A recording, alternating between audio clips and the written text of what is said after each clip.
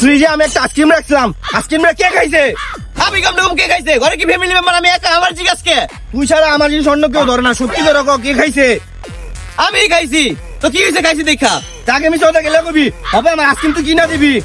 আচ্ছা যা কিনা দেবো, চল আয়।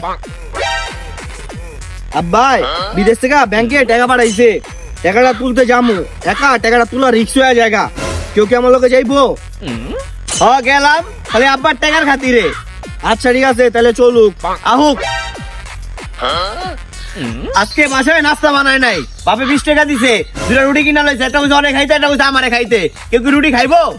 বাপে কিনা দিছে এর লেগাই খামু, তুই কিনা লইলে জীবনও খাইতাম না। আমার তো ঠেকা পড়ছে, আমি কিনা লই আমু খা।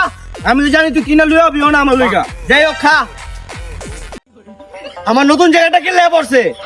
ঘরে পিঠাপিঠি ভাই থাকলে একজনের আরেকজন পড়বই, ঘরে পিঠাপিঠি ভাই থাকলে একজন পড়বই। তোর ঝগড়ার সময় মনে থাকে না এটি? অবাই তুই চিল্লাই যাচ্ছিস কেন? তোর জ্যাকেট কি খুলে দেওয়া লাগবো? দিয়ে দিবো না? দেওয়া লাগবো না। পিঠাপিঠি ভাই থাকলে এটি পরে সমস্যা নেই কোনো। সবকিছু তো ঠিকই আছে। ভাই ভাই এতজন খাতি, তাহলে এত ঝগড়া করে লাভ কি আনবো? আমি তো মিলতে চাইতেছি, মিলবো কেউ? আয় তাহলে মিলা যাই, মিলো।